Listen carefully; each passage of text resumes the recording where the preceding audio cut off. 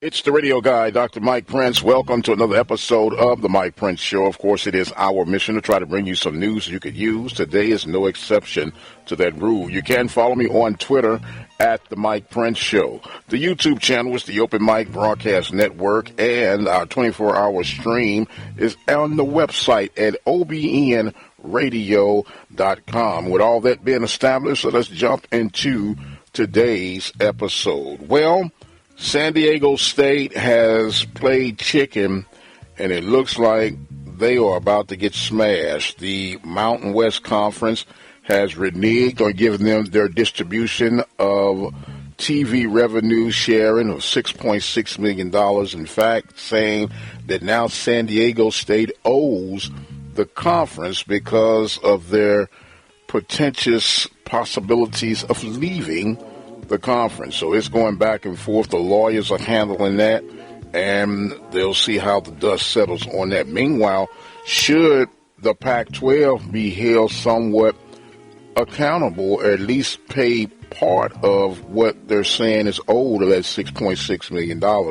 Because San Diego State made these moves with all intentions of becoming part of the Pac-12, but the Pac-12 has yet to secure their media deal, so everything is still in limbo. So we'll find out, as we mentioned, how all of this takes suit. In other Pac-12 related news, the haterade has really come out on Deion Sanders. There have been anonymous coaches saying that this is going to be a disaster, hiring Deion Sanders to be part of the Colorado resurgence movement for the Buffaloes. And I'll go on record and say this: I have never been a huge Deion Sanders fan from back in his playing days. Not that I've hated on him, but just his style was not the style of my choice. But he was always able to execute, and he's executed as a coach here of recent. And it makes you almost say, you know what, man, forget all that other stuff. He played for the Cowboys. Me being a Steelers fan, that was part of the reason.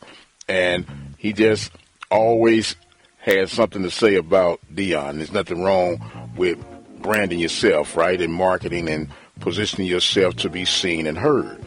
But it makes you want to go and say, you know what, enough is enough. And you want to see Colorado have some success. Okay, now, will it be a bowl season this year by winning 6 games or more? I don't know, but to slam the door on the haters and those who don't believe for obvious reasons, and we don't need to get into all that. We're grown and adult here. We know what is and what's not.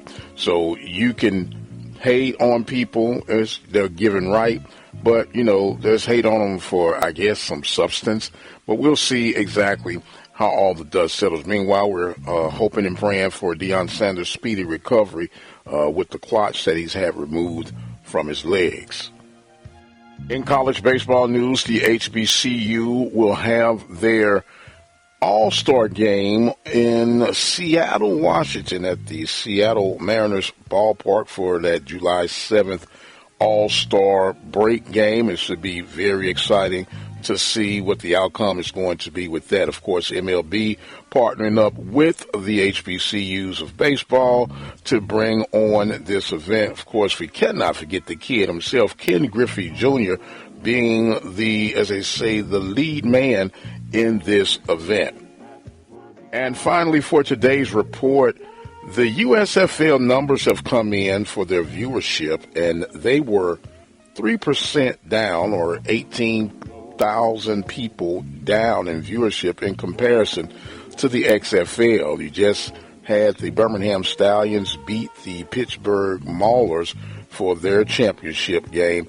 And I have to be quite honest with you, I did not follow the USFL as much as I followed the XFL for a couple of reasons. Number one was the timing. With the XFL starting a bit earlier, they were able to get my attention, at least, with that time frame, because the baseball of the college area had not accelerated just yet. You was just getting into the end of your regular season, leading into the postseason, playing your tournaments. So my attention was all the way on the college development on the baseball side. And the St. Louis Battlehawks being in the XFL was another reason that I paid more attention to the XFL.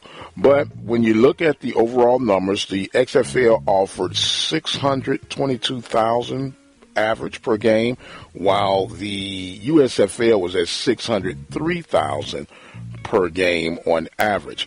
And the championship, the XFL championship, was viewed by 1.5 million people, and the USFL was viewed by 1.2 million people. So the numbers are in. My question, I guess, for you, would you prefer the XFL or the USFL, or you really don't prefer neither one of them?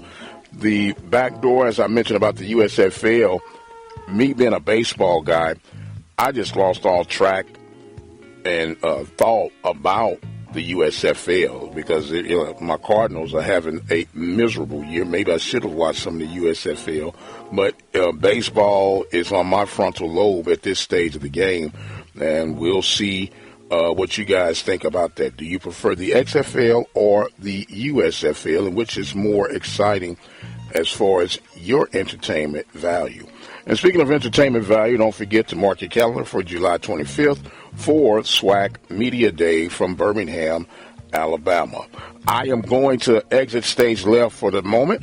I am the radio guy, Dr. Mike Prince, reminding you guys to follow me on Twitter at The Mike Prince Show.